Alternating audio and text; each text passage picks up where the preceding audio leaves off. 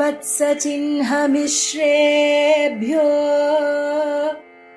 नम उक्तिमधीमहे यदुक्तयस्त्रयी कण्ठे यान्ति मङ्गलसूत्रताम् श्रीवत्सचिह्नमिश्रेभ्यो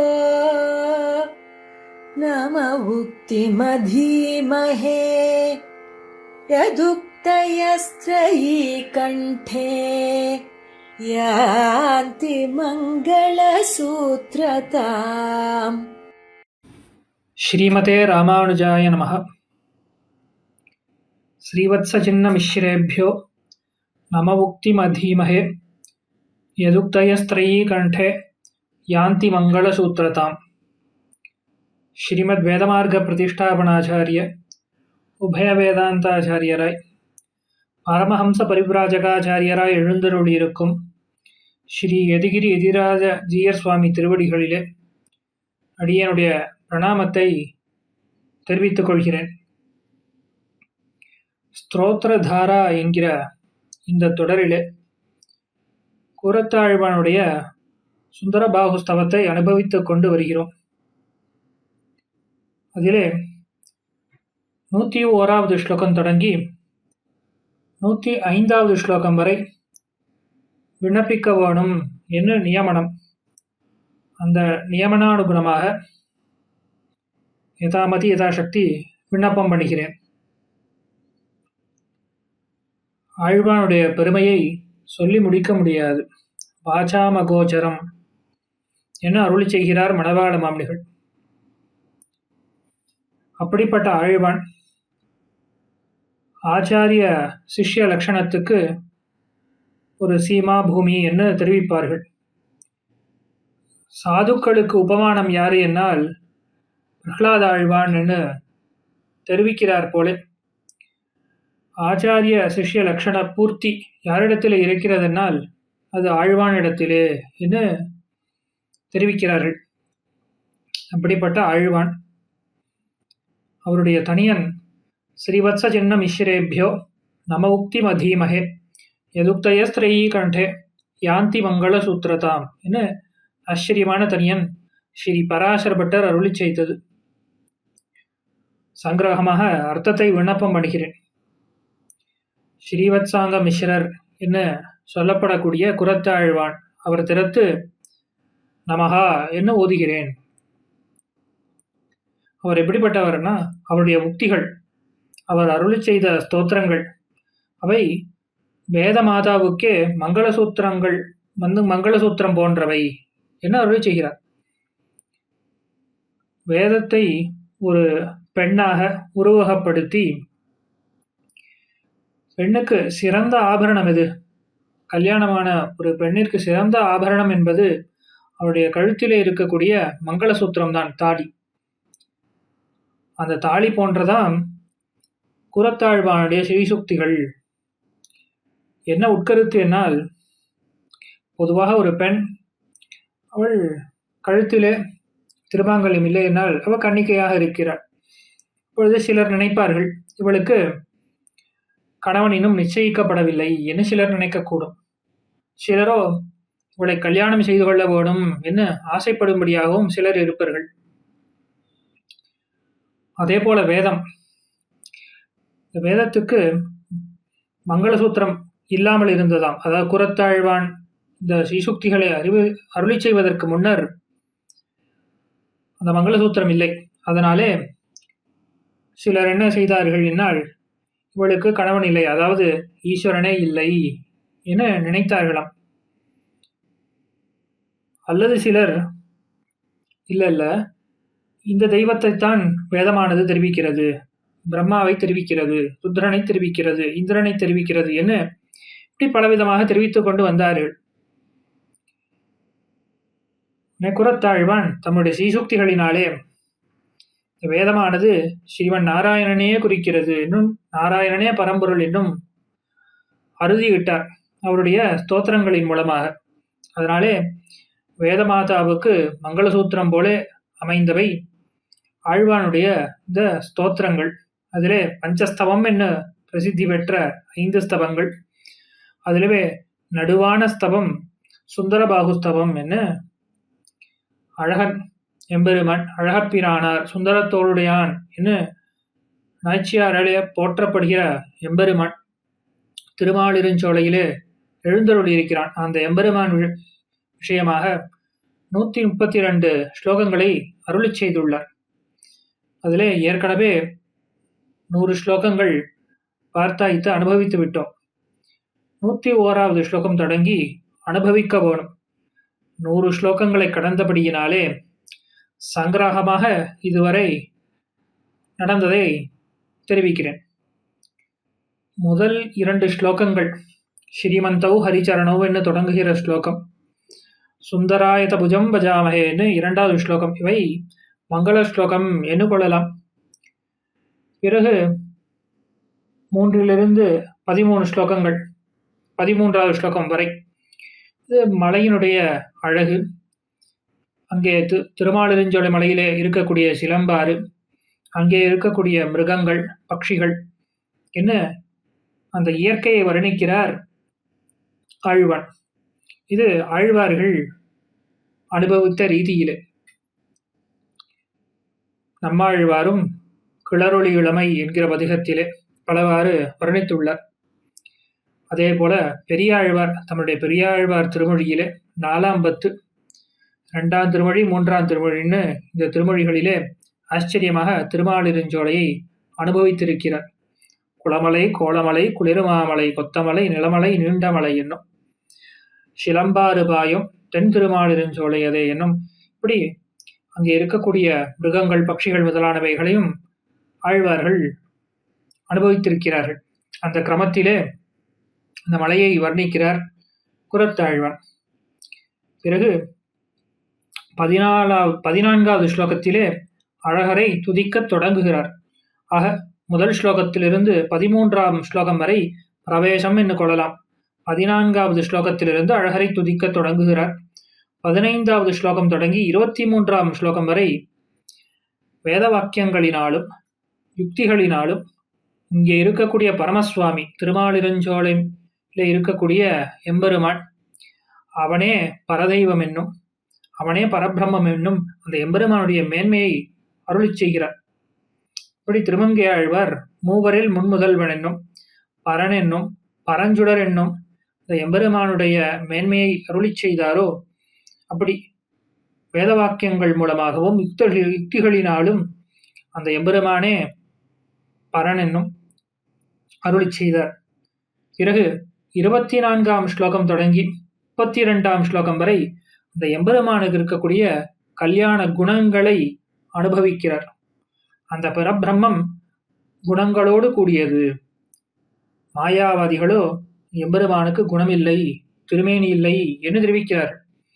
அவர்களை கண்டிப்பதற்காக உயர்வர உயர்நலமுடையவன் என்னும் துயரறு சுடரடி என்னும் திருவாய்மொழி முதல் பாசுரத்திலேயே நம்மாழ்வார் அருளிச் செய்தார்.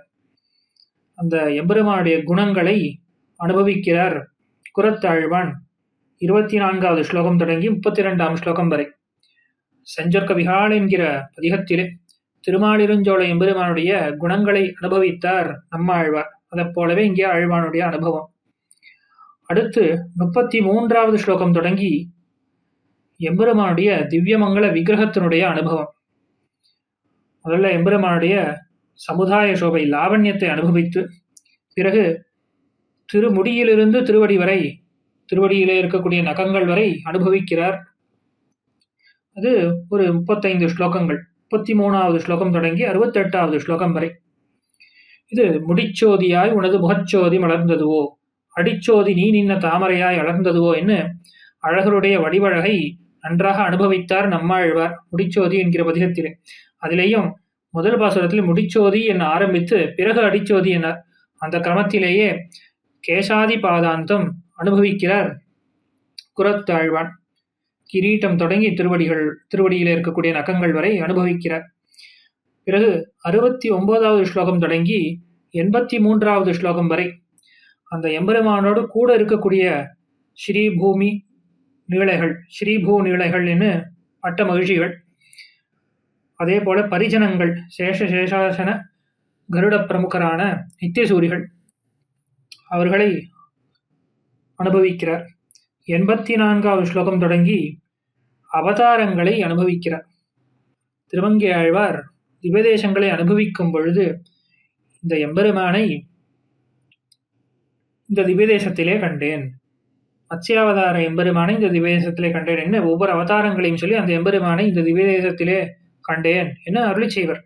அதே போலவும் இந்த திருமாலிருஞ்சோலைக்கும் அருளி செய்திருக்கிறார். முந்துர உரைக்கேன் என்று தொடங்கக்கூடிய திருமொழி அங்கே இவ்வாறு எம்பெருமானுடைய அவதாரங்களை சொல்லி அந்த எம்பெருமான் திருமாலிருஞ்சோலையில எழுந்தருளி இருக்கிறான் என்ன அனுபவித்திருக்கிறார்.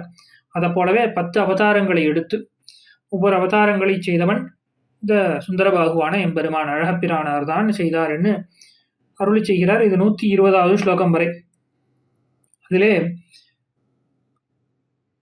திருமலை பெருமாள் கோயில் என்ன இந்த திவ்யதேசங்கள் இருக்கக்கூடிய எம்பெருமானும் அழகரும் ஒருவருதான், அவர்கள் வேறல்ல, இந்த அழகப்பிரான் வேறல்ல என்று அருளி செய்து 121வது ஸ்லோகத்தாலே அந்த அழகப்பிரானார் திருவடிகளிலே பிரபத்தியை அனுஷ்டிக்கிறார். பிறகு 122வது ஸ்லோகம் தொடங்கி 132 கடைசி ஸ்லோகம் வரை அந்த எம்பெருமானிடத்திலே பிரார்த்தனையை வைக்கிறார். அதாவது ஸ்ரீரங்கம் முன்பு போலே இருக்க வேணும், சத்துக்கள் நிறைந்து இருக்க வேணும், அசத்துக்கள் அங்கே இருக்கக்கூடாது, ராமானுஜர் எம்பெருமானாருடைய திருவடி நிழலின் கீழே அடியேன் வாழ வேணும் என்கிற பிரார்த்தனையோடு தலை கட்டுகிறார். இந்த எம்பெருமானிடத்திலே தான் ஆண்டாள் நாய்ச்சியாரும் பிரார்த்தித்தார் என்று பார்க்கிறோம். நாறு நறும்பொழில் மாலிருஞ்சோலை நம்பிக்கை நான் 100 தடா வெண்ணை வாய்நேந்து பராவி வைத்தேன் என்று பிரார்த்தித்தார். அதே போல கூடலே நீ கூடு தொல்லியார் பலர் கைதொழும் தேவனார் வள்ளல் மாலிருஞ்சோலை மலாளனார் பள்ளி கொள்ளும் இடத்து அடிகொட்டிடான்னு இப்படியெல்லாம் பிரார்த்தித்தாள் என்று பார்க்கிறோம். அந்த அனுபவம் இங்கே அழகருக்கும் ஏற்படுகிறது. எம்பெருமானாருடைய திருவடி நிழலின் கீழே திருவரங்கத்திலே வாழ வேணும் என்கிற பிரார்த்தனையோடு தலை கட்டுகிறார். இதிலே நாம் இன்று அனுபவிக்க வேண்டியது 101வது பாசுரம் தொடங்கி 105வது பாசுரம். இது அவதாரங்களை அனுபவிக்கக்கூடிய பிரகரணம். அதாவது 84வது ஸ்லோகத்திலிருந்து அவதாரங்களை அனுபவிக்கிறார். அதிலே ஸ்ரீ ராமாவதாரத்தை அனுபவிக்கக்கூடிய கட்டம் இன்று நாம் அனுபவிக்கப் போவது. ஆழ்வானுக்கு ராமனிடத்திலே மிகுந்த ஈடுபாடு. சம்பிரதாயத்திலே ராமன் சொல்ல மாட்டார்கள், பெருமாள் என்ன தெரிவிப்பார்கள், அல்லது சக்கரவர்த்தி திருமகன் என்ன தெரிவிப்பார்கள். இப்படி பெருமாளிடத்திலே ஆழ்வானுக்கும் ஆழ்வானுடைய திருக்குமாரரான பட்டருக்கும் மிகுந்த ஈடுபாடு, பக்ஷபாதம் உண்டு. கற்பார் இராமபிரானை அல்லால் என்கிற திருவாய்மொழி அங்கே பிரவேசத்திலே நம்பிள்ளை அருள் செய்கிறார். இந்த பதிகத்திலே மற்ற அவதாரங்களையும் அனுபவிக்கிறார் ஆழ்வர். அதில் எப்படி அனுபவிக்கிறார் என்னால் முதல் பாசனத்தை காட்டிலும் 2வது பாசனத்துக்கு ஏத்தம், அதுக்கு அடுத்ததுக்கு ஏத்தம்னு அந்த கிரமத்திலே அனுபவிக்கிறார். அப்படி பார்த்தால் முதல் 2 பாசுரங்களிலே பெருமாளை அனுபவிக்கிறார், ராமாவதாரத்தை அனுபவிக்கிறார். பிறகு கிருஷ்ணாவதார சரித்திரங்கள் வருகின்றன. ஆனாலும் ஆழ்வான் இப்படி நிரூபிப்பாராம். இந்த பதிகம் முழுவதுமே, இந்த திருவாய்மொழி முழுவதுமே ராமாவதார பரமாக நிர்வகித்தருள்வர் பிரவேசத்திலே காட்டியருள்கிறார். ஏன்னா ராமாவதாரத்தில் இருக்கக்கூடிய குணங்கள் தான் மற்ற அவதாரங்களிலே வெளிப்படுகின்றன என்று ஆழ்வானுடைய திருவுள்ளம். இப்படி மிகவும் ராமாவதாரத்தில் ஈடுபட்ட ஆழ்வான் அவர் ஒரு 7 ஸ்லோகங்களினாலே, இந்த சுந்தரபாகு ஸ்தவத்திலே 7 ஸ்லோகங்களினாலே இந்த சுந்தரபாகுவாக இருக்கக்கூடிய அழகப்பிரானார் தான் முன்பு ராமனாக அவதரித்தார் என்னும் அருளி செய்கிறார். இது ஆழ்வார்கள் ஏற்கனவே அருளி செய்த விஷயம்தான்.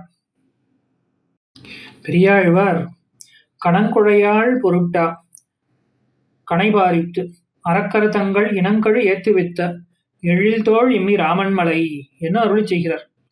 இதற்கு அடுத்த பாசுரத்திலேயும் அரையன் அமரும் மலை என்று ராமனே இந்த மலையிலே எழுந்தருளி இருக்கிறார், திருமாலிருஞ்சோலை மலையிலே எழுந்தருளி இருக்கிறார் என்று அருளி செய்கிறார்.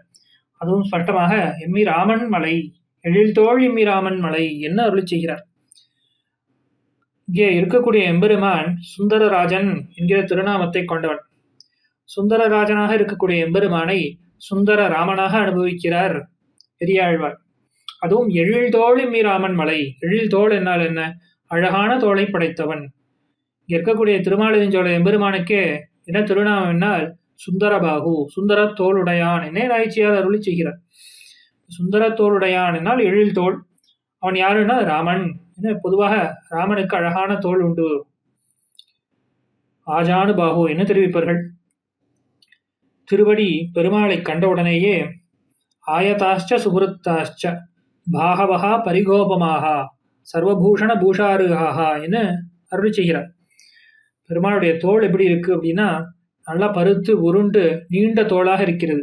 இப்படிப்பட்ட தோளை ஏன் ஆபரணங்களாலே மறைத்துக் கொள்ளவில்லை என மங்களாசாசனம் செய்கிறார் திருவடி. இப்படி அழகான தோளை படைத்தவன் சுந்தர ராமன். அவன் எழில் தோள் எம்மி ராமன். அவன் எழுந்தருளி இருக்கக்கூடிய மலை திருமாலிருஞ்சோலை மலை என பெரியாழ்வார் அனுபவித்திருக்கிறார். அதே ரீதியிலே ஒரு 7 ஸ்லோகங்களாலே இங்கே இருக்கக்கூடிய சுந்தரபாகு தான் ராமனாக அவதரித்தவன் என அருளி செய்கிறார். அதிலே 101வது ஸ்லோகம். வனகிரிபதி ரீஷிதேதி தேவைஹி திரிபுரஹர திரிபுரக்ன சாபபங்கார் யகணி பரசுராம தர்ஷிதஸ்ய ஸ்வகதனுஷः பரிமர்ஷ தர்ஷனாச்சா என இது 101வது ஸ்லோகம். ஸ்ரீ ராமாவதாரத்திலே எம்பெருமான் தன்னை ஒரு மனிதனாகவே காட்டிக்கொண்டார். கிருஷ்ணாவதாரத்திலே அப்படி அல்ல. பிறக்கும் பொழுதே சங்க சக்கரங்களோடு எம்பெருமான் அவதரித்தான் என்று 4 தோள்களோடு அவதரித்தான் என்று பார்க்கிறோம். ஆனால் ஸ்ரீ ராமாவதாரத்திலே எம்பெருமான் ஆத்மானம் வானுஷம் மன்யே என தன்னை மனிதனாகவே காட்டிக்கொண்டான். ஆனாலும் அங்கங்கு சில இடங்களிலே எம்பெருமானுடைய பரத்வமானது வெளிப்படுகிறது என அருளி செய்கிறார் இங்கே ஆழ்வான். அதில் முக்கியமாக 2 விஷயங்கள் அருளி செய்கிறார். என்னென்ன 2 விஷயங்கள் என்னால் திரிபுரஹர திரிபுரக்ன சாபபங்காத் என புராரியாக இருக்கக்கூடியவன் சிவன். அந்த சிவன் திரிபுரங்களை எரித்தான் என சரித்திரம்.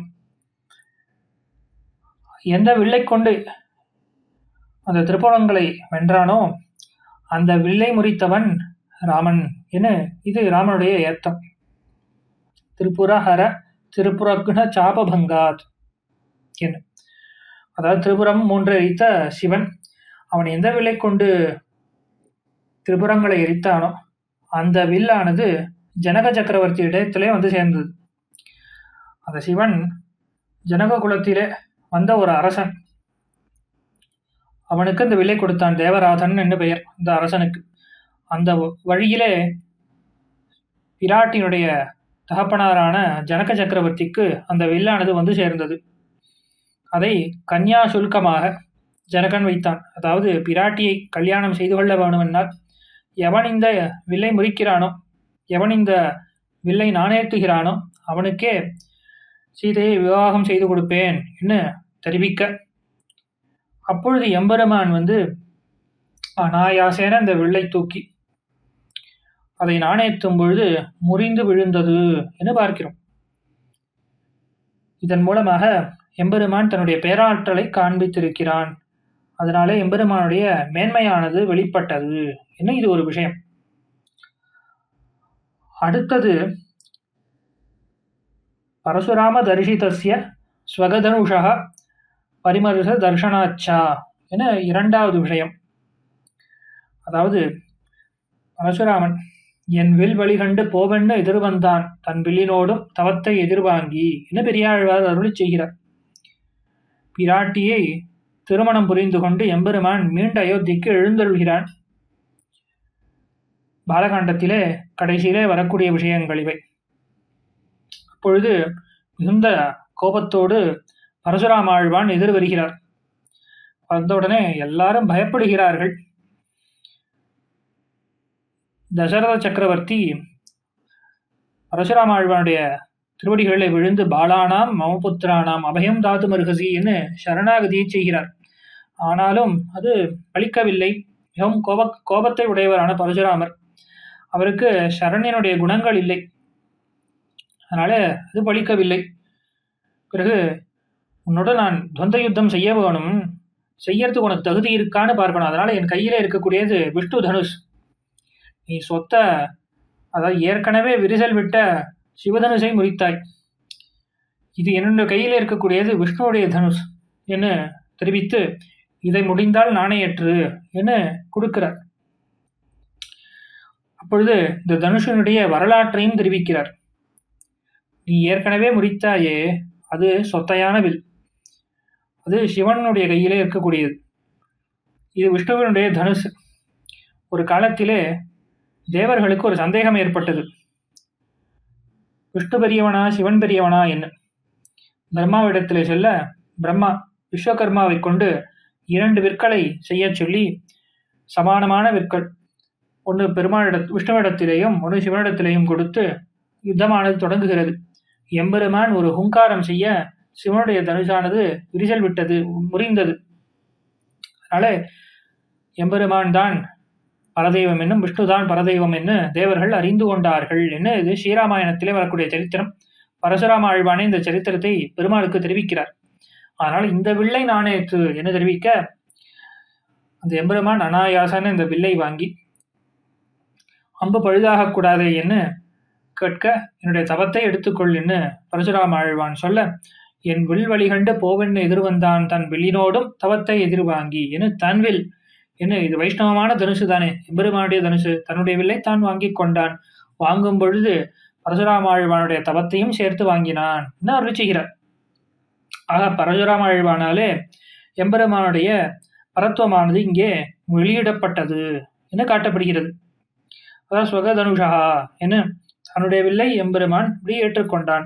ஆக இந்த 2 சரித்திரங்களினாலும் தேவர்கள் ஸ்ரீராமன் தான் பரமேஸ்வரன் என்று அறுதியிட்டார்கள். அந்த ராமன் தான் பரமேஸ்வரன். அந்த பரமேஸ்வரன் இங்கே திருமாலிருஞ் சோலை மலையிலே பரமசுவாமியாக எழுந்தருளியிருக்கிறான் என அருளி செய்கிறார் இங்கே குலத்தாழ்வான்.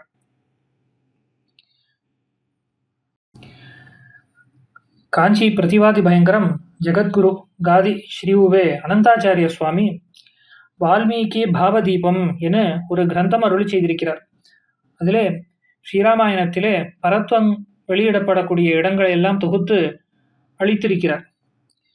அதற்கு வால்மீகி திருவுள்ள விளக்கு என திருமலை அனந்தான் பிள்ளை குன்றப்பாக்கம் ஸ்ரீமத் வேதமார்க்க பிரதிஷ்டாபன ஆச்சாரிய உபய வேதாந்த ஆச்சாரியரான கிருஷ்ணமாச்சாரிய சுவாமி அற்புதமான ஒரு தமிழாக்கத்தை அருளி செய்திருக்கிறார். இதிலே 5வது ஸ்லோகத்திலே இதே விஷயம் நாம் இப்பொழுது அனுபவித்தோமே, அந்த திரிபுரக்ன சாபபங்கம், சிவனுடைய வில்லை முறித்தது, அதை 5வது ஸ்லோகத்திலே தெரிவித்திருக்கிறார். ஆக ஆழ்வானுடைய இந்த ஸ்லோகமே காதி சுவாமியினுடைய இந்த கிரந்தத்துக்கு ஒரு ஊன்றுகோல் என்னும் நாம் சொல்லும்படியாக இந்த ஸ்லோகமானது அமைந்திருக்கிறது. இதில் எம்பெருமானுடைய பரத்வத்தை அனுபவித்தார். அடுத்து எம்பெருமான் ராஜ்யத்தை துறந்து கானகத்துக்கு செல்கிறான். சித்தவெப்பணியால் முடி துறந்தான் எம்பெருமான். அந்த சரித்திரத்தை அருளி செய்கிறார். அனவாப்தமத்ர கில லிப்ஸ்யதே ஜனைஹி நச்ச லப்தமேததிஹ புக்திமிஷ்யதே. அனவாப்தமத்ர கில நாஸ்தி ராம தஜ்ஜகதி த்வயா திருணமவைக்ஷி சுந்தரா என்ன ஸ்லோகம். இங்கே கூனியுடைய சொல்லை கேட்டு கொடியவள் தன் சொற்கொண்டு எம்பெருமான் எல்லாவற்றையும் ராஜ்யத்தை துறந்து செல்கிறான். குவளைய துங்கக்கரியும் பரியும் இராஜ்யமும் எல்லாம் துறந்து எம்பெருமான் கானகமே மிக விரும்பி செல்கிறான். அதற்கு ஒரு காரணத்தை தெரிவிக்கிறார் இங்கே குலத்தாழ்வான். எவ்வளவு பெரிய ராஜ்யம் இது, அந்த ராஜ்யத்தை வேண்டாம் என்று சொல்லுகிறானே, அதற்கு என்ன காரணமாக இருக்கும்?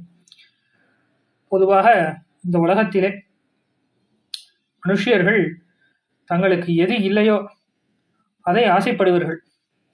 தங்களிடத்தில் எது இருக்கிறதோ அதை அனுபவிப்பதிலே ஆசை இருக்காது.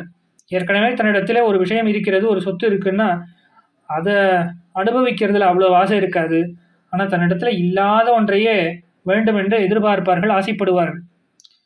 எம்பெருமானோ அவாப்த சமஸ்த காமன், எல்லா ஆசைகளும் நிறைவேறப்பெற்றவன். அவனுக்கு இனிமே ஒன்று அடையணும்னு ஒன்று கிடையாது, எல்லாமே எம்பெருமானிடத்திலே இருக்கு.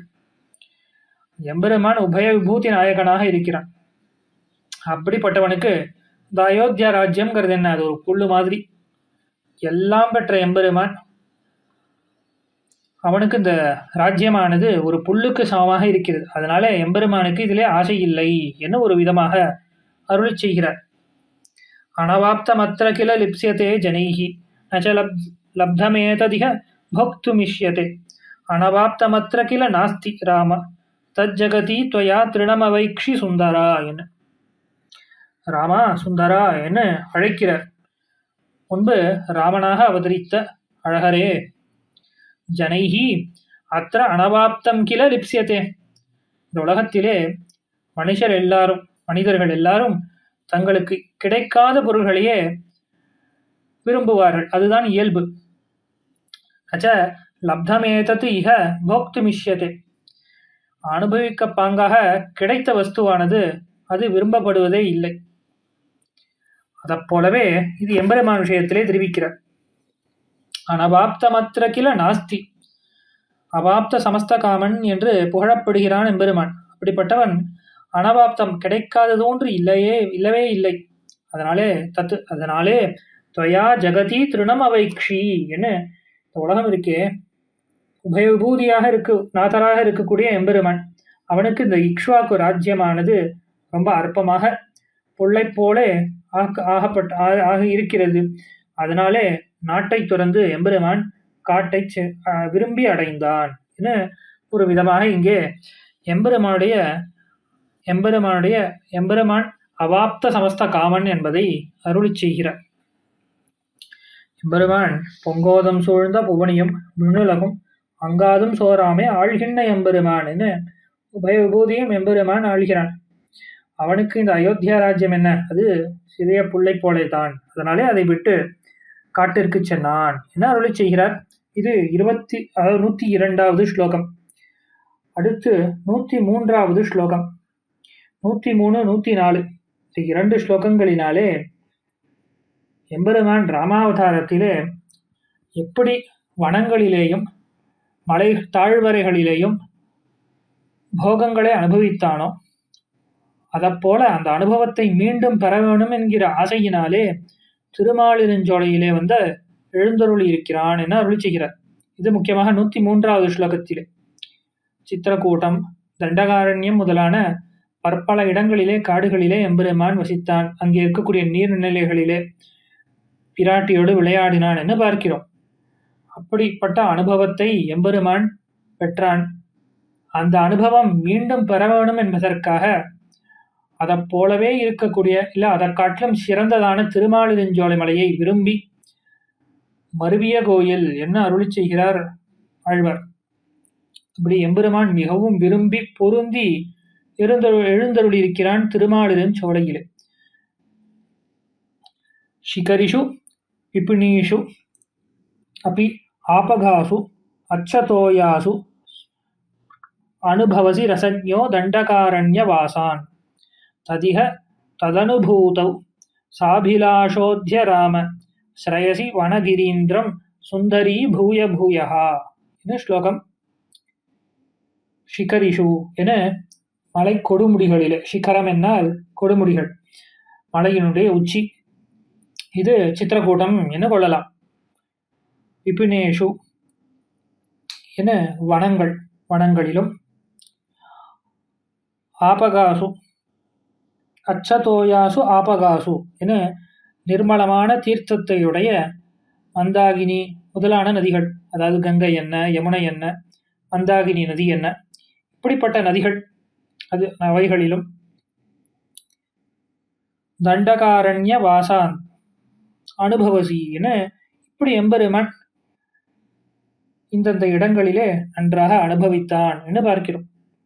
ஹே ராமா ரசஜ்ஞத்வம் என ராமரை விழித்து அருளி செய்கிறார்.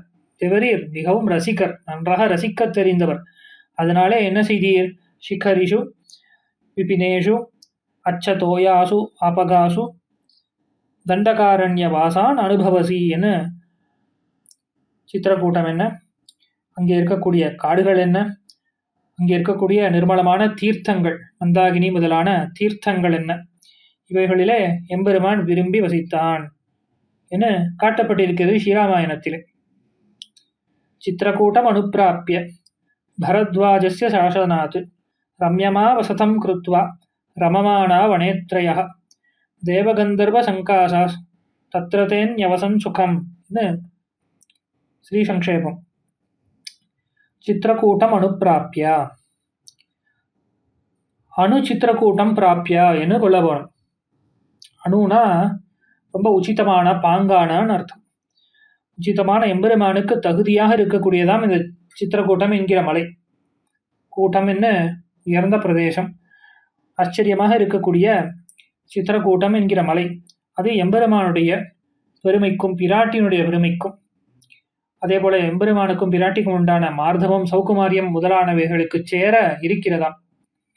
அதனால எம்பெருமானோடு பொருந்தி இருக்கக்கூடிய ஒத்து இருக்கக்கூடிய இந்த மலை பரத்வாஜஸ்ய சாசனாத்து என்று பரத்வாஜ முனிவர் அவருடைய கட்டளையினாலே நல்ல ஒரு பர்ணசாலையை அமைத்து கொண்டு மூவரும் சந்தோஷமாக இருந்தார்கள் என்ன இந்த ஸ்லோகம்.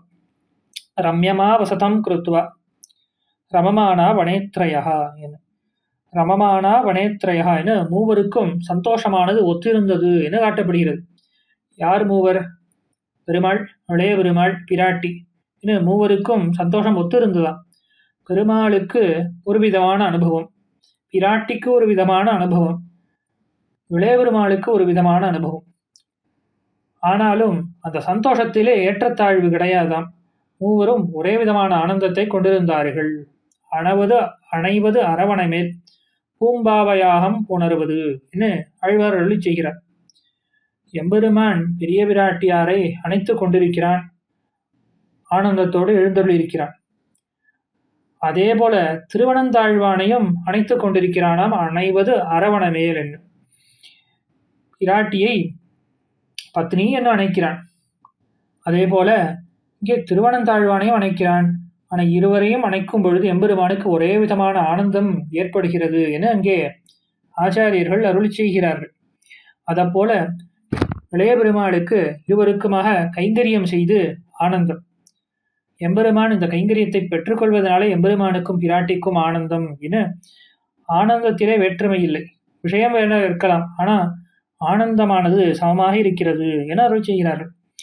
தேவகந்தர்வ சங்காசாஸ் தத்ரதேன் யவசன் சுகம் என, தேவகந்தர்வர்களைப் போலே சுகமாக அங்கே வசித்தார்கள் என. தேவர்களைப் போலேயும் கந்தர்வர்களைப் போலேயும் என வைத்துக் கொள்ளலாம், அல்லது தேவகந்தர்வர்கள் என அது தனியான ஒரு வகுப்பு. மனுஷ்ய கந்தர்வர்களை காட்டிலும் தேவகந்தர்வர்கள் உயர்ந்தவர்கள் என காட்டப்படுகிறது. அவர்களைப் போலே ஆனந்தத்தை அனுபவித்தார்கள் என்னும் கொள்ளலாம். இது சொன்னது மனுஷ்ய ஆனந்தத்திலிருந்து பிரம்மத்தினுடைய ஆனந்தம் வரை எல்லாவற்றையும் உபலட்சணமாக கொண்டு அப்பேற்பட்ட உயர்ந்த ஆனந்தத்தை, பரமபதத்திலே எந்த ஆனந்தம் கிடைக்குமோ அந்த ஆனந்தத்தை பெருமாளும் பிராட்டியும் இளைய பெருமாளுமாக இங்கே மலைத்தாழ்வரைகளிலே பெற்றார்கள் என இங்கே வால்மீகி பகவான் அருளி செய்கிறார். ஸ்ரீராமாயணத்திலே சுபகச்சித்திரகூட்டோசௌ கிரிராஜோபமோ கிரிஹி யஸ்மின் வசதி காகுஸ்தஹ குபேர இவ நந்தனே என அயோத்தியா காண்டத்திலே வரக்கூடிய ஒரு ஸ்லோகம்.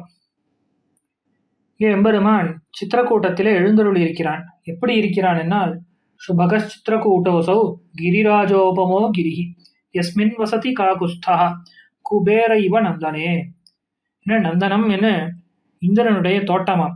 அந்த தோட்டத்திலே குபேரன் எப்படி இருப்பானோ வாழ்வது போலே, யஸ்மின் காகுஸ்தஹ என எந்த பர்வதத்திலே மலையிலே காகுஸ்தன் ககுஸ்த வம்சத்திலே அவதரித்த ராமன் வாழ்கிறாரோ அந்த மலைக்கு என்ன பெயர் என்றால் சித்திரக்கூட்டம் என்ன பெயர்.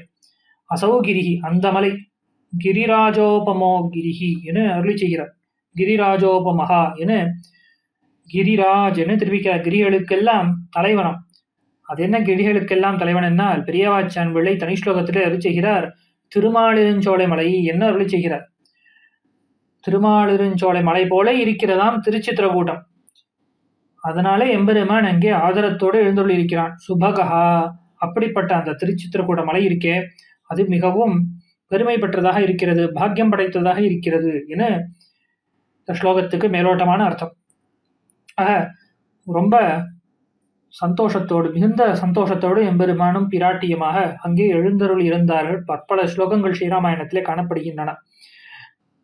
மிகவும் தெளிந்த தீர்த்தத்தை கொண்டதாம், தீர்த்தங்களை உடையதாம் இந்த திருச்சித்திரக்கூட்டம். மந்தாகினி என்கிற நதியானது மிகவும் தெளிவாக இருக்கிறது. அதைப்போலவே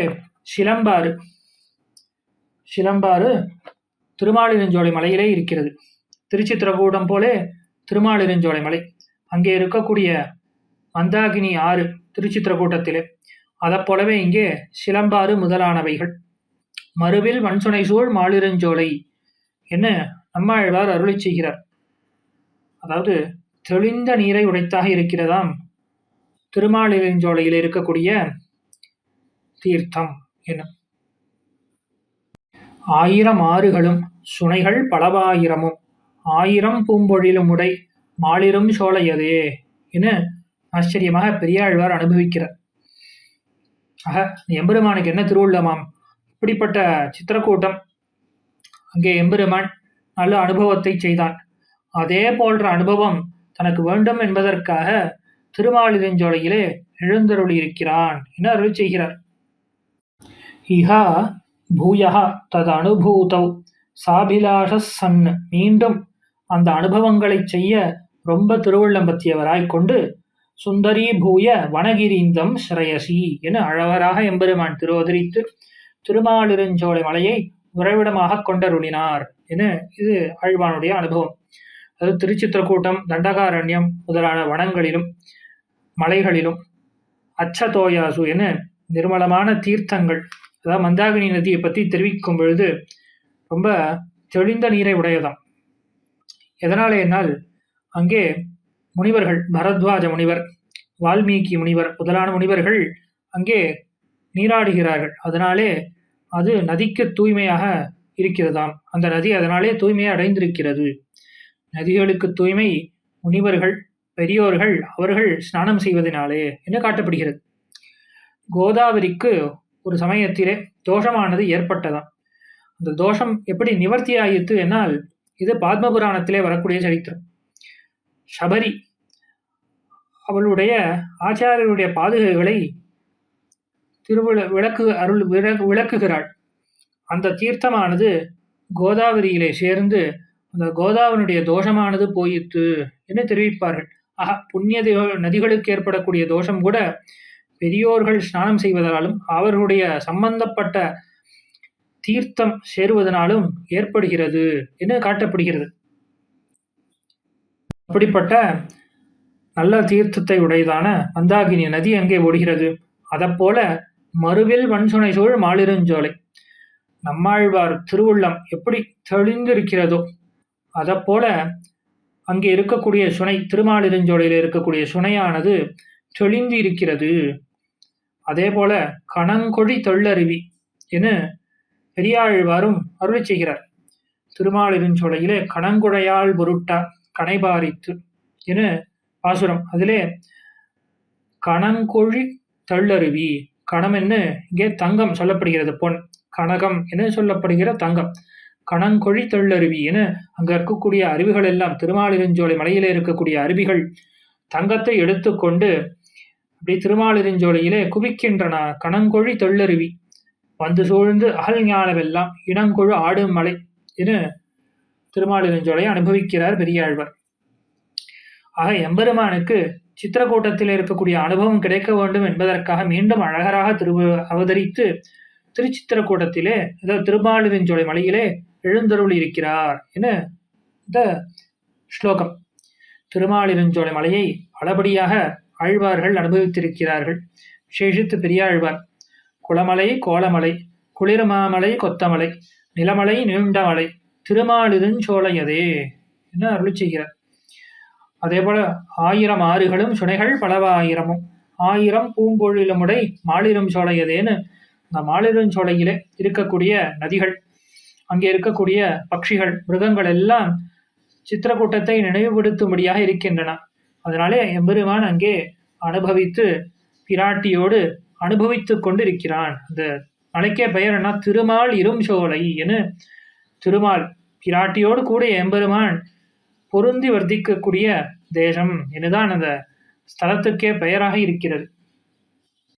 அடுத்து 104வது ஸ்லோகம். 103வது ஸ்லோகத்திலே தெரிவித்த விஷயத்தையே இங்கு தெரிவிக்கிறார். ஆனால் கொஞ்சம் பரிஷ்காரம் பண்ணி அருளி செய்கிறார். அதாவது போன ஸ்லோகத்திலே அந்த காடுகளிலேயும் மலைகளிலேயும் எம்பெருமான் ஆனந்தத்தை அனுபவித்தான். அந்த ஆனந்தத்தை அனுபவிப்பதற்காக திருமாலிருஞ்சோலையிலே எழுந்தருள் இருக்கிறான் என்று. இங்கே ஒரு பரிஷ்காரம், அதாவது அந்த வனத்திலே ஆனந்தம் மட்டுமேவா இருந்தது? இல்லையே. எம்பெருமான் பிராட்டியை பிரிந்தவுடனே எவ்வளவு கஷ்டப்பட்டான். பிராட்டிக்கும் எவ்வளவோ துக்கங்கள் நேர்ந்தன. அந்த துக்கத்தை போக்கிக் கொள்வதற்காக ரமணீயமாக இருக்கக்கூடிய திருமாலிருஞ்சோலை மலையிலே எம்பெருமான் ஓய்வாக எழுந்தருளி இருக்கிறான். அந்த சிரமத்தை தீர்த்து கொள்வதற்காக திருமாலிருஞ்சோலை மலையிலே எழுந்தருளி இருக்கிறான் என்று 104வது ஸ்லோகத்தை அருளி செய்கிறார். உபவன தருஷண்டைர் மண்டித்தே கண்டசைல பிரணயி பவதுதந்தோத்காயி கந்தர்வ சித்தே வனகிரி தட பூமி பிரஸ்தரே சுந்தரா துவம் பஜசி நோ மிருகயானானுத்ரவ ஸ்ராந்தி சாந்திம் என்று ஸ்லோகம். இங்கே மாரீச்சன் மாயமானாக வந்தான். அவன் பின்னாடி எம்பெருமான் பிராட்டி கேட்டாளேன்னு அந்த மானை பிடிப்பதற்காக எம்பெருமான் செல்கிறான். பிறகு பிராட்டியை பிரிந்தான். எவ்வளவோ சிரமங்களை அனுபவித்தான். அந்த மானை பிடித்து கொண்டு திரும்பி வரும் வழியிலே எம்பெருமானுக்கு திருவடிகள் சுட்டனா என காட்டப்படுகிறது. தழைகளை எல்லாம் கீழே உதிர்த்து கொண்டு அதன் மேலே திருவடிகளை வைத்துக் கொண்டு நடந்தான் என காணப்படுகிறது. எம்பெருமானார் இதை கேட்டு மிகவும் துக்கப்பட்டாராம். ஆஹா, அப்பொழுது அந்த காலத்திலே நம்முடைய திருமுடியை, அதாவது தலையை கொடுத்து அதன் மேலே எம்பெருமானுடைய திருவடிகளை வைக்கும்படியாக செய்யப்பெறாமல் போய்விட்டோமே என எம்பெருமானார் அருளி செய்கிறார். இப்படி எம்பெருமான் எவ்வளவோ கட்டங்களை அனுபவித்தார் அவதாரங்களுக்கு சேர. அந்த சிரமம் நீங்குவதற்காக திருமாலிருஞ்சோலை மலையிலே எம்பெருமான் எழுந்தருளி இருக்கிறான் என இங்கே அனுபவம்.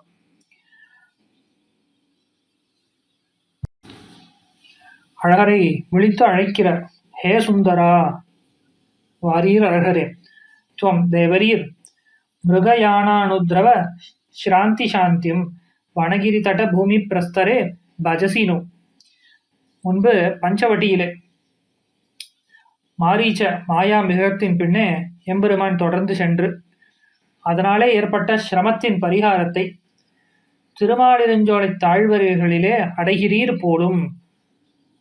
அந்த தாழ்வரை எப்படி இருக்கு? 2 விசேஷணங்கள் அருளி செய்கிறார். உபவன தருஷண்டைர் மண்டித்தே எப்படி இருக்குன்னா, 1000 ஆளுகளும் சுனைகள் பலவாயிரமும் 1000 பூம்பொழிலுமுடை மாளிரும் சோலையதே என பூச்சோலைகள் நிரம்ப பெற்றதாக இருக்கிறது. இது ஒரு விசேஷனம். அடுத்து கண்டசைல பிரணயி பவதுதந்தோத்காயி கந்தர்வ சித்தே என அந்த மலையிலே இருக்கக்கூடிய கந்தர்வர்கள், சித்த புருஷர்கள், இவர்கள் எல்லாம் அங்கே இருக்கக்கூடிய பாறையின் மீது அமர்ந்து கொண்டு எம்பெருமானுடைய திவ்யமான சரித்திரங்களை உறக்க பாடுகிறார்கள். கந்தர்வர்கள் பாட்டுக்கு பெயர் போனவர்கள். அவர்கள் பாடுகிறார்கள்.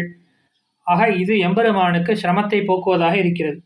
அங்கே இருக்கக்கூடிய பொழில்கள் எம்பெருமானுடைய சிரமத்தை போக்குகின்றன.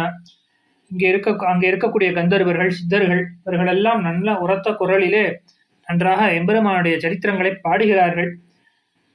ஆக பெருமை வாய்ந்த இந்த திருமலை தாழ்வரைகளிலே முன்னாடி காலத்திலே வனவாசத்தில் உண்டான விடாய் தீரப் பெறுகிறீர் போலும் என அருளி செய்கிறார். நடந்த கால்கள் நொந்தவோ என ஆழ்வார்கள் அனுபவம்.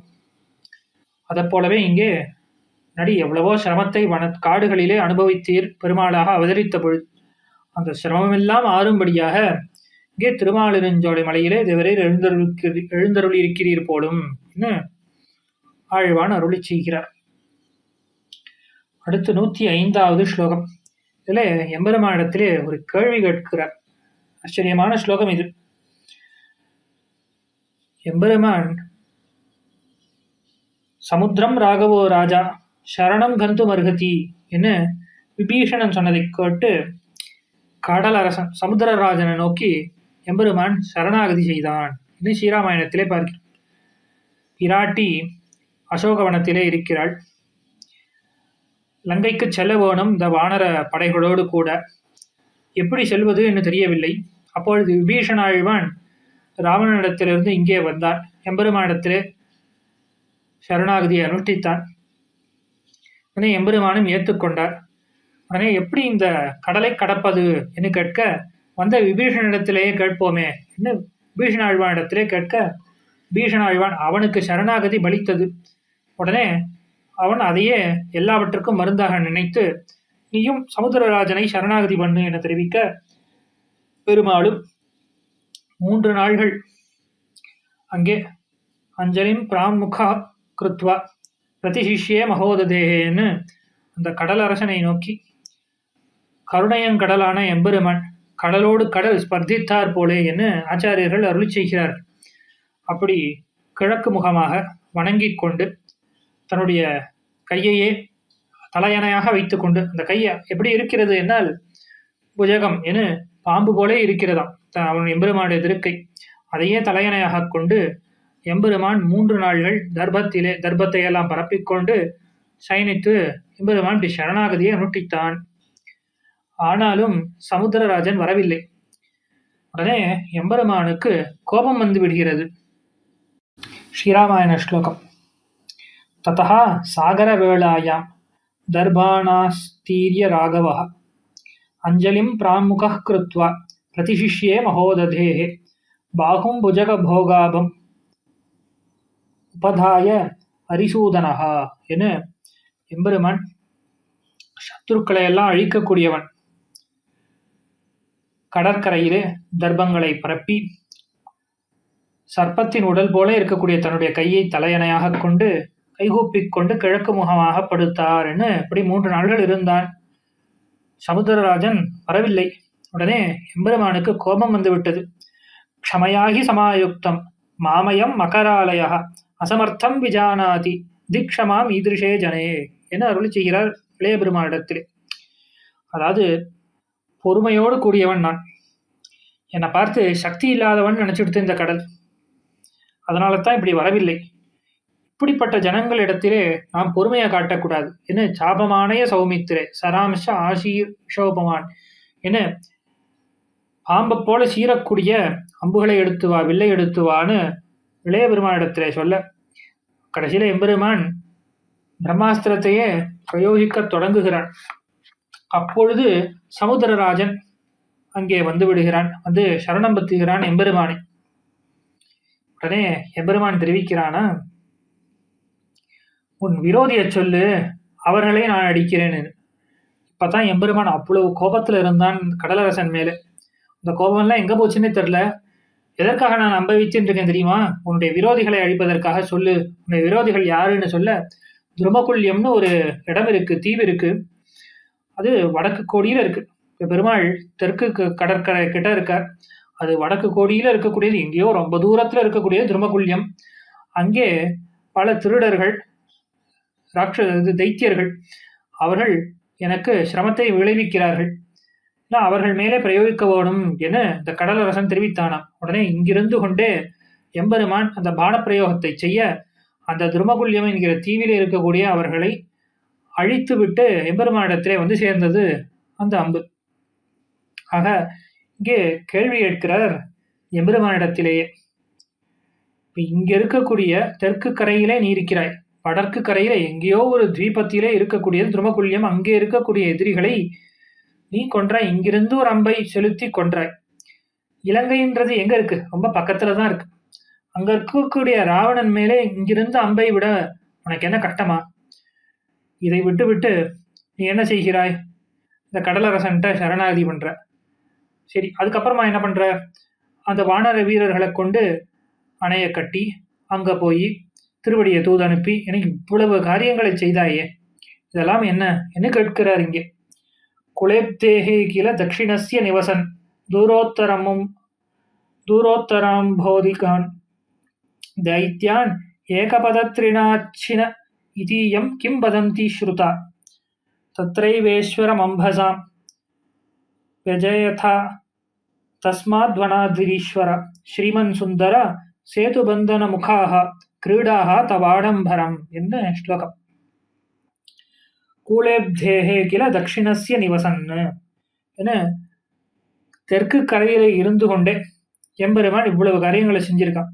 ஹே வனாத்ரீஸ்வரா ஸ்ரீமன் சுந்தரா என்ன திருமாலிருஞ்சோலை மலைக்கு அரசராக இருக்கக்கூடியவரே, மகிழ்சூழ் சோலைமலைக்கரசே, ஸ்ரீமன் சுந்தரா என சுந்தரரே அழகரே, தக்ஷிணஸ்ய அப்தே ஹே கூலே நிவசன் துவம் தெற்கு கடற்கரையில எழுந்தருளி இருக்கிற தேவரீர், தூரோத்தராம்போதிகான் தைத்தியான் மிகவும் தூரத்திலே இருக்கக்கூடிய வடபுறக் கடலில் வாழ்ந்த சமுத்திரராஜனுடைய சத்ருக்கள் அவர்களான தைத்தியர்களை, ஏகபதத்ரிணா சின இதீயம் கிம்பதந்தி ஸ்ருதா ஒரே அம்பினாலே எம்பெருமான் தொலைத்தருளினான் என்று கேள்விப்பட்டிருந்தோம்.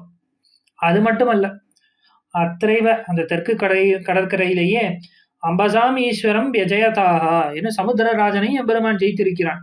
சாபமானைய என்று சொல்லி வில்லையும் அம்பையும் கொண்டு சாகரத்தை வட்டடித்து விடுகிறேன் என்று தெரிவித்திருக்கிறான். சாகரம் சோஷயிஷ்யாமி என்று ஜலங்கிற ஒரு தத்துவமே இல்லாதபடி செய்கிறேன் என்னும். கடல் எப்படிப்பட்டதுன்னா ஒரு மீன் தொட்டி என்கிறான் எம்பெருமான். என்னுடைய சக்தியை பார்க்கறச்சே மகராலயா, அது ஒன்று சின்ன மீன் தொட்டி போல என்னுடைய சக்தியை பார்க்கறச்சே என்ன சாமர்த்தியம் இல்லாதவன்னு நினைத்து விட்டாய என்று அவ்வளவு கோபத்தோட எம்பெருமான் வில்லையும் அம்பையும் எடுத்த உடனே சமுத்திரராஜன் வந்தானே, அப்ப அவன் தோற்று விட்டான். சமுத்திரராஜனை எம்பெருமான் வெற்றி கொண்டார். தஸ்மாத் அதனாலே மனுஷனாக இருந்தாலும் பரத்துவம் பொழிய நிற்கும் பெருமை குறையற்ற எம்பெருமானிடத்திலே இருக்கிறது. ஏற்கனவே 101வது பாசுரத்திலே ஸ்லோகத்திலே பார்த்தோம். எம்பெருமானுடைய மேன்மைகளை வெளியிடுவதாக 2 விஷயங்களே அங்கே அருளி செய்தார். ஒன்று, சிவதனுஷை முறித்தது, பரசுராம ஆழ்வானிடத்திலிருந்து தன்னுடைய வில்லை வாங்கி கொண்டது என இது 2 விஷயங்கள். அதை போலவே இங்கே பரத்துவம் பொழிய நிற்கக்கூடிய இடங்களை அருளி செய்கிறார். சமுத்திரராஜன் இவருக்கு தோற்றான். அதே போல துருமகுல்யம் என்கிற இடத்திலே இருக்கக்கூடிய தைத்தியர்களை வெகு தூரத்திலிருந்து ஒரு அம்பாலேயே எம்பெருமான் கொன்றொழித்தான் என்ன. சேதுபந்தன முகாகா தவ கிரீடாகா. சரி, ஆனா தேவரீர் என்ன செய்கிறீர்? இங்க இருக்கக்கூடிய ராவணனை கொல்றதுக்கு என்ன செய்கிறீர்? ஏன்னா அசேவிய சேவை. யாரு? சமுத்திரராஜன். அவன்கிட்ட போய் சரணாகதி செய்வது இது தகுமா? அவன் சரண்யனும் கிடையாது, எம்பெருமானும் அகிஞ்சனனும் கிடையாது. கைமுதலில் சரணாகதி செய்யணும்னா யார்கிட்ட செய்யணும்னு இருக்கு. அந்த குணங்களை உடையவன் சரண்யனாக எவன் இருக்கிறானோ பற்றத்தக்கவனைத்தான் பற்ற போடும். அதே போல பற்றுகிறவனுக்கு ஆகிஞ்சன்யம் முதலான இருக்க வேணும். கைமுதலின்மை என்பது இருக்க வேணும். ஆகிஞ்சன்யம் அனன்யகதித்துவம் என்ன சொல்லுவார்கள், இவர்களெல்லாம் இருக்க வேணும். பெருமாளும் அப்படிப்பட்டவர் கிடையாது, அவருக்கு சாமர்த்தியம் உண்டு. அதனாலே இந்த சரணாகதி தேவையா? இது எதற்கு? அசேவிய சேவை ஏன் பண்ண வேணும்? அதே போல குறக்கினத்தாலே குறைகடல் தன்னை நெருக்கி அணைகட்டி என்ன, எதற்கு இவ்வளவு கஷ்டப்பட்டு கடலை நெருக்கி அணைகட்டி? இதெல்லாம் லீலையாக எம்பெருமானே தேவரீர் செய்தருளினீர். தவ கிரீடாக என ஆடம்பரம் என தெரிவிக்கிறார். என்னன்னா எம்பெருமானுடைய திருவுள்ளம் என்னன்னா, ராவணனை கொல்லணும்னு நினைச்சிருந்தா அம்பு விட வேண்டாம், சங்கல்பத்தினாலேயே கொள்ள முடியும். சங்கல்பத்தினாலே உலகத்தையே சிருஷ்டி செய்யக்கூடியவன் எம்பெருமான்.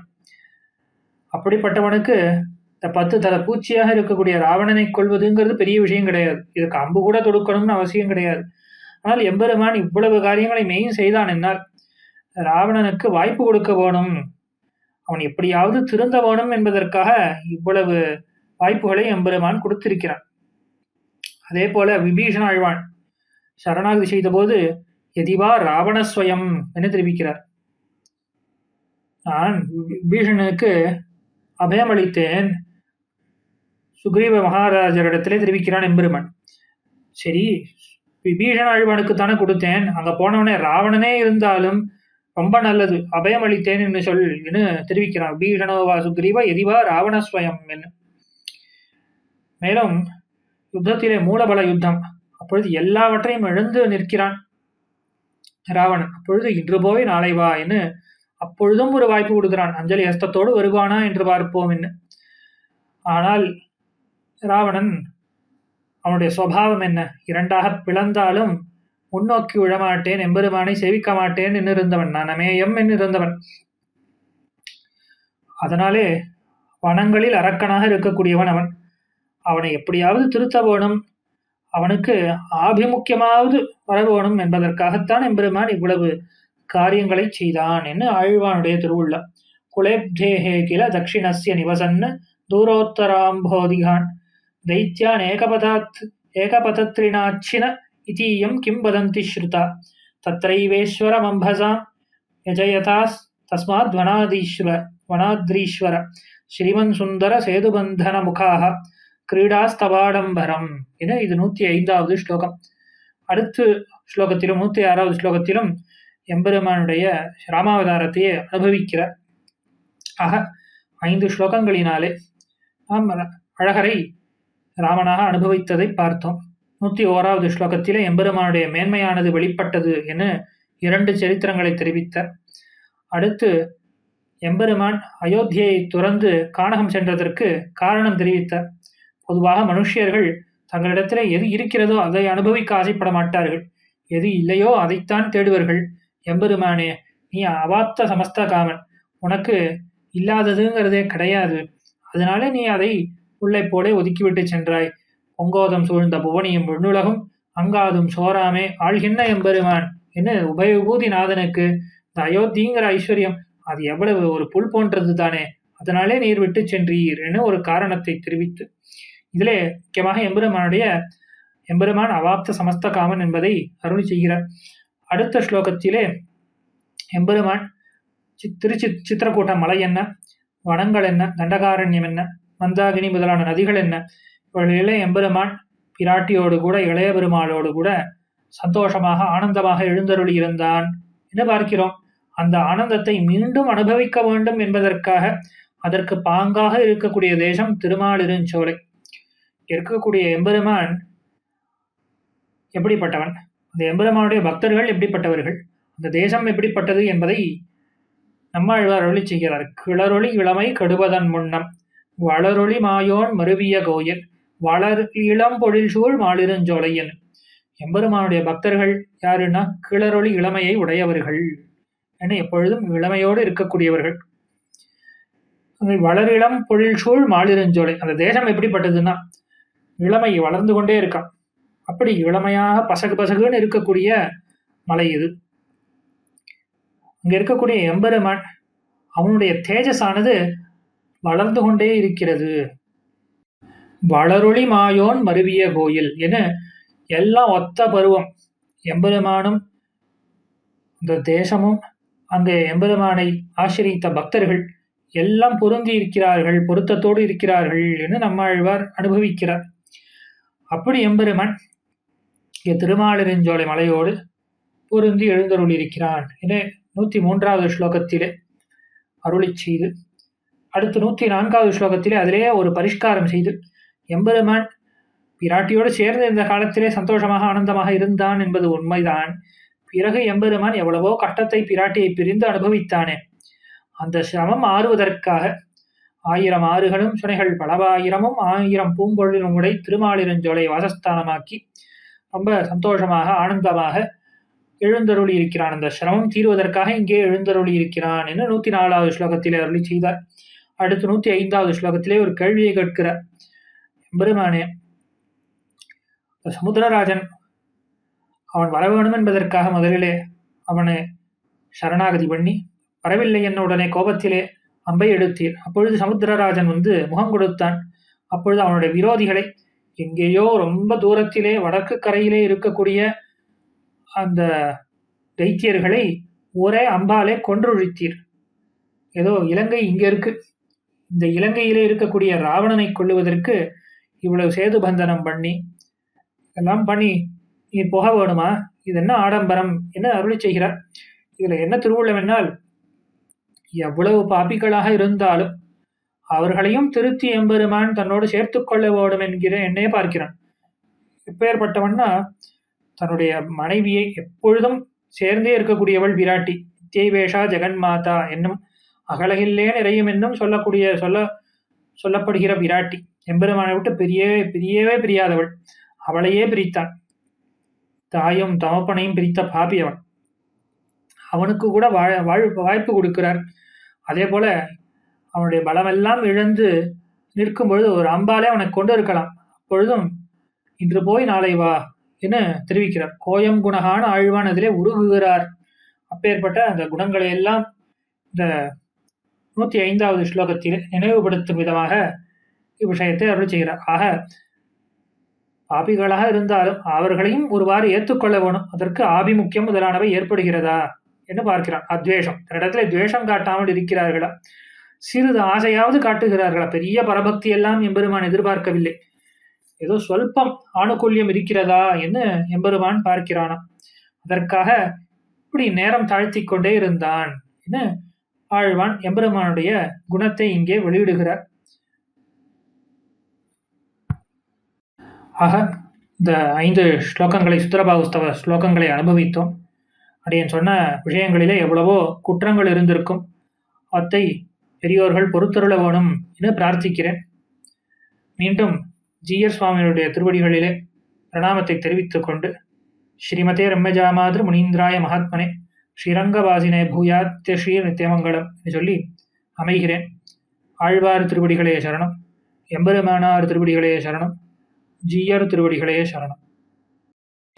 பற்பமெனத்திகள் பைங்கழலும் தன் பல்லவமே விரலும், பற்பமென திகழ் பைங்கழலும் தன் பல்லவமே விரலும், பாவனமாகிய பைந்துவராடை பதிந்த மருங்கழகும், பாவனமாகிய பைந்துவராடை பதிந்த மருங்கழகும், முப்புரி நூலோடு முன்கையில் ஏந்திய முக்கோல் தன்னழகும், எப்பொழுதும் யதிராசன் வடிவழகு என் இதயத்துள்ளதால், இல்லை எனக்கெதிர் இல்லை எனக்கெதிர் இல்லை எனக்கெதிரே, இல்லை எனக்கெதிர் இல்லை எனக்கெதிர் இல்லை எனக்கெதிரே,